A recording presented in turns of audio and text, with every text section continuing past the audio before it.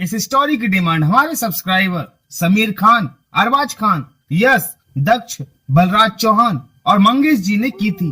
तो चलिए इस स्टोरी पर चलते हैं। वैसे तो मुंबई में अनेकों ऐसी जगह हैं जहां लोगों का मानना है जहां भूतों और चुड़ैलों के साथ उनका सामना हुआ है, पर आज हम जिस इलाके की बात कर रहे हैं वो है मुंबई के कुर्ला इलाके में स्थित एक चौल की, जिसका नाम है घासलेट गली। वो इलाका रातों रात एक दुल्हन चुड़ैल के खौफ से खाली हो गया। वहां न जाने कितने ही लोगों ने खुद को आग लगाकर आत्महत्या कर ली और आज भी वो चुड़ैल लोगों को अपना शिकार बना रही है। आखिर कौन है वो दुल्हन चुड़ैल? कौन सा राज जुड़ा है उस दुल्हन चुड़ैल के पीछे? ये सब जानने के लिए देखिए एक अतृप्त आत्मा के बदले का इंतकाम, ये पूरा वीडियो। एपिसोड की शुरुआत होती है और हम चार लोगों को उस घासलेट गली में आते हुए देखते हैं, जहां हर्ष उस घासलेट गली को तोड़कर कंस्ट्रक्शन का काम करना चाहता था। वहाँ एक बिल्डिंग बनाना चाहता था और इसीलिए वो राधिका को वो साइट दिखाने लाया था। और ये उन दोनों का ड्रीम प्रोजेक्ट था। जहाँ राधिका पूछती है कि जगह तो काफी अच्छी है, पर इसे घासलेट गली क्यों कहा जाता है? जहाँ हर्ष कहता है कि हो सकता है यहाँ पहले घासलेट का काम होता होगा। और जब ये लोग बात कर ही रहे थे कि तभी राधिका के सामने एक औरत आ जाती है, जिसे देखकर राधिका थोड़ी डर जाती है। जहाँ वो औरत कहती है, तुम्हें फायदा तो जब होगा जब कोई जिंदा बचेगा। फायदा उठाने के लिए जाओ यहाँ से, नहीं तो कोई नहीं बचेगा। यहाँ जो भी रहता है ना, उसे चिता भी नसीब नहीं होती, सिर्फ आग नसीब होती है। चले जाओ यहाँ से, छोड़ दो इस जगह को। जहाँ राधिका कहती है कि अम्मा, हम इस जगह को इसलिए खरीद रहे हैं ताकि हम इस घासलेट गली को तोड़कर एक ऑफिस कॉम्प्लेक्स बना सकें। इससे सबका फायदा होगा। आप बस हमें आशीर्वाद और दुआ दीजिए कि हमारा ये काम अच्छे से हो जाए। पर वो औरत कहती है कि घासलेट गली को किसी दुआ की जरूरत नहीं है, उसके सामने किसी की भी नहीं चलती, ऊपर वाले की भी नहीं। देखो वो मंदिर कितने सालों से वीरान पड़ा है, कई सालों से यहाँ पूजा भी नहीं हुई। सिर्फ उसके डर से यहाँ कोई नहीं आता। अगर दुआ में इतनी शक्ति होती तो हमारा ये हाल ना होता। और तभी राधिका उस औरत का चेहरा देखकर काफी डर जाती है। उस औरत का आधा चेहरा पूरी तरह से जला हुआ था। जहाँ वो औरत कहती है कि मैं तो यहाँ से चली जाऊंगी, पर वो यहाँ से कभी नहीं जाने वाली। यहाँ हर परिवार का कोई ना कोई उसका शिकार हुआ है और तुम तो इस घासलेट गली को तोड़ना चाहती हो। कोई नहीं बचेगा, चले जाओ यहाँ से। और उस औरत की बकवास सुनकर सिंधे उसे वहाँ से बाहर ले जाता है। पर राधिका कहती है कि मैं यहाँ बिना पूजा पाठ के काम शुरू नहीं करने वाली। जहाँ समर कहता है ये कोई बात नहीं मैडम, हम कल इस वीरान पड़े मंदिर में पूजा कर काम शुरू कर देंगे। और अगले दिन जब उस मंदिर में पूजा शुरू होती है तो उस पंडित को वहाँ कुछ अजीब सा महसूस होता है। और जब हर्ष नारियल फोड़ता है तो नारियल फूट ही नहीं रहा था।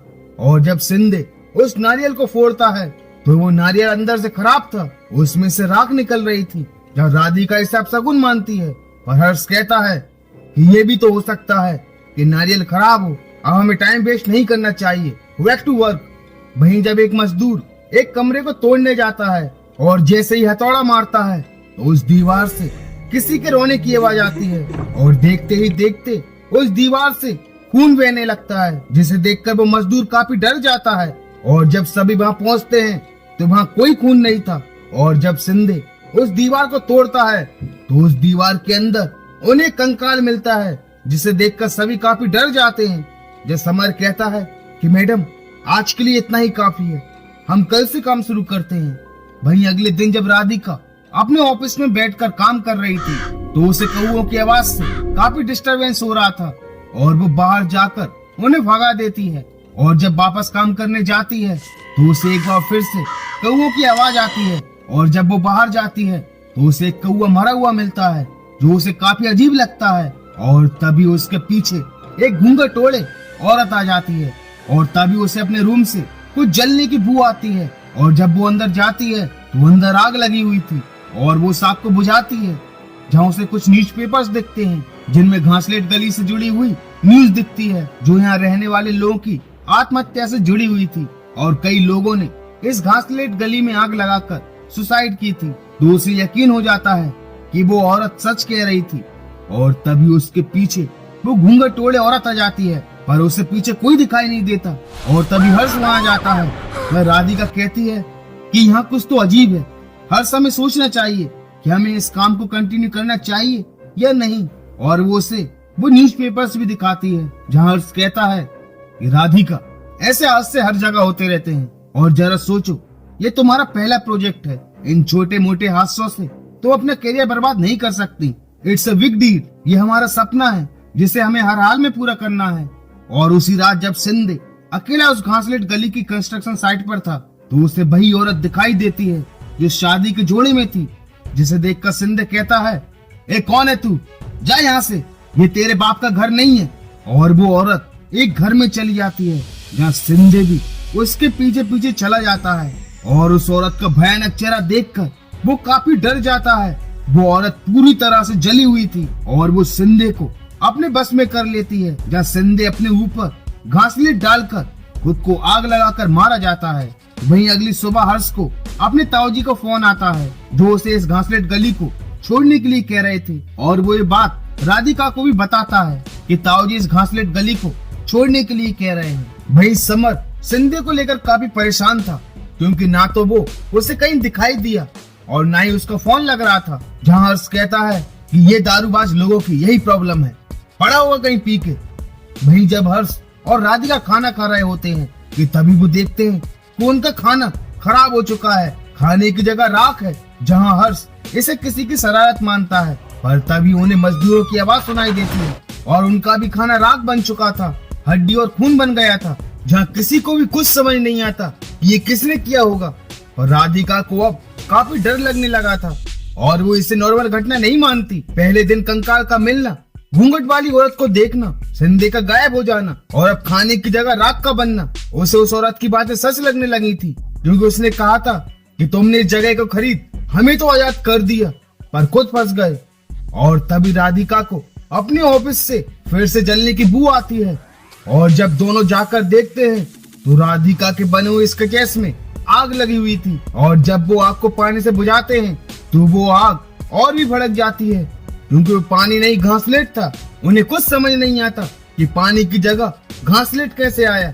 और ये भी हर्ष को किसी की शरारत लग रही थी और वो सोचता है कि कहीं ये काम मेरे ताऊजी और उनके बेटे का तो नहीं, क्योंकि वो उसे इस घासलेट गली को छोड़ने के लिए कह रहे थे। और राधिका को ये काम किसी इंसान का नहीं लगता और उसी रात हर्ष समर को उसी कंस्ट्रक्शन साइट पर रुकने के लिए कहता है पर वो मना करता है कि सर किसी गार्ड को छोड़ दीजिए। पर हर्ष कहता है कि ये काम तुम्हारी जिम्मेदारी है, काम करो या नौकरी छोड़ दो, मैं किसी और को हायर कर लूंगा। जिसे सुनकर समर मान जाता है और उसी रात समर को वो घूंघट वाली औरत दिखाई देती है और वो भी उसका भयानक चेहरा देखकर काफी डर जाता है और उसे यकीन हो जाता है कि घासलेट गली की वो कहानी सच है। और वो कहता है कि मैं आग में जलकर मरना नहीं चाहता और वो अपने ऊपर काफी सारा पानी डाल लेता है पर वो पानी नहीं घासलेट था। और इस तरह वो औरत समर को भी आग के हवाले कर मौत के घाट उतार देती है। वहीं अगली सुबह सभी मजदूर फ्री बैठे थे, जहाँ हर्ष कहता है ये लोग फालतू क्यों बैठे हैं। जब राधिका कहती है कि समर की वजह से, उसी को पता है कि किसे क्या काम करना है पर वो अभी तक आया नहीं और ना ही उसका फोन लग रहा है। जहाँ हर्ष कहता है पर मैं तो उसे रात को यहीं छोड़कर गया था, लगता है वो भी सिंधे की तरह काम छोड़कर भाग गया। वहीं हर्ष राधिका को इस घासलेट गली से जुड़ी एक सच्चाई बताता है कि इस घासलेट गली की जगह यहाँ एक हवेली हुआ करती थी जो हमारी ही थी। मेरा जन्म भी यही हुआ था, हमारे यहाँ काफी अच्छा बिजनेस भी था। धीरे धीरे यहाँ लोग आते रहे और ये चौल में तब्दील हो गई। पर तुम जानती हो कि ये मेरा ड्रीम प्रोजेक्ट है और मुझे तुम्हारे सपोर्ट की जरूरत है। जहाँ राधिका कहती है कि मेरा सपोर्ट पूरी तरह से तुम्हारे साथ है और मैं जब तक नहीं रुकूंगी जब तक तुम मना नहीं करोगे। वहीं राधिका सभी मजदूरों को हर्ष से जुड़ी घासलेट गली की सच्चाई बताती है और सबको अपने अपने काम भी समझाती है। पर ये बात वो औरत भी सुन रही थी और जब राधिका पानी पीती है तो वो पानी नहीं घासलेट था पर वो बोतल तो पैक्ड थी।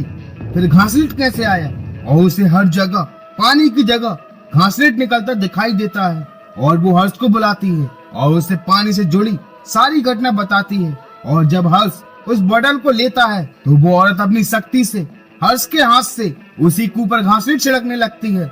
और अब दोनों को ये यकीन हो चुका था कि ये काम कोई इंसान नहीं बल्कि कोई अदृश्य शक्ति कर रही है। और इससे पहले कि वो औरत हर्ष को जला पाती, राधिका उसे बचा लेती है और दोनों गाड़ी में बैठकर सीधा हर्ष के ताऊजी के घर जाने के लिए निकल जाते हैं, क्योंकि वही इस औरत और घासलेट गली की सच्चाई जानते थे जो आज तक उन्होंने सभी से छुपाया। और वहां जाकर उन्हें पता चलता है कि वो औरत कोई और नहीं बल्कि हमारे घर की बहू थी। मेरी माँ ने शादी के बाद उससे दहेज मांगा और उन्होंने देने से मना कर दिया, और इस वजह से माँ बापू और भाई ने उन्हें जिंदा जला दिया। और तब से आज तक उनकी आत्मा भटक रही है। वहां न जाने कितने लोगों ने आग लगाकर आत्महत्या कर ली, और जिसे भी वो औरत दिखाई देती है वो भी मारे जाते हैं। मेरी माँ, बापू और भाई भी जलकर ही मरे थे, और इसलिए हमने वो घासलेट गली छोड़ दी, और इसलिए हम नहीं चाहते थे कि तुम वहाँ कंस्ट्रक्शन करो। यह राधिका कहती है कि ताऊजी, मैंने भी उस घूंघट वाली औरत को देखा था। जब ताऊजी कहते हैं कि बेटा फिर तो तुम्हें वहाँ नहीं जाना चाहिए, और तभी राधिका को फोन आता है कि साइड से एक बच्चा गुम हो गया है, कि किसी मजदूर का बच्चा गुम हो गया है। तो राधिका वहाँ वापस जाने का डिसाइड करती है, जहाँ हर्ष भी उसके साथ जाने के लिए तैयार था, पर ताऊजी मना करते हैं कि वापस घासलेट गली मत जाओ। पर दोनों नहीं मानते और दोनों घासलेट गली पहुंच जाते हैं, और यहीं शुरू होती है उस औरत की बदले की आग। और दोनों का सामना पहली बार उस औरत से होता है, जहाँ वो औरत दोनों को मारने की काफी कोशिश करती है, उन्हें भटकाने की भी कोशिश करती है। वो अपना रूप बदल लेती है, पर किसी तरह दोनों वहाँ से भागकर अपने घर आ जाते हैं और कसम खाते हैं कि दोबारा वो उस घासलेट गली में नहीं जाएंगे, जहाँ दोनों के कपड़े काफी खराब हो चुके थे, उनके शरीर पर काफी सारी राख भी लग चुकी थी। और हर्ष नहाने के लिए चला जाता है, और जब वो अपनी आँख खोलता है तो वो घर पर नहीं, उसी घासलेट गली में था, और घासलेट के टब में लेटा हुआ था। और वो औरत हर्ष को भी आग के हवाले कर मौत के घाट उतार देती है, क्योंकि हर्ष उसी के खानदान का वारिस था, और उसे मारकर उसने अपना बदला लिया। और आज भी वो बाकी बचे हुए लोगों का इंतजार कर रही है जो उसके खानदान से जुड़े हैं, और वो उन सभी को मौत के घाट उतार सके। वही राधिका जब बाथरूम में जाकर देखती है तो उसे हर्ष की जगह उसका कंकाल मिलता है। और इसी के साथ घासलेट गली इस एपिसोड का दी एंड हो जाता है। तो दोस्तों, आपको ये स्टोरी कैसी लगी मुझे लाइक और कमेंट्स करके जरूर बताना। अगर आप फेयर फाइल्स की और भी स्टोरीज को देखना चाहते हैं तो हमारे चैनल को सब्सक्राइब करना मत भूलना। तो मिलते हैं फेयर फाइल्स की एक और दहशत भरी खौफनाक स्टोरी के साथ। And thank you so much for watching this video.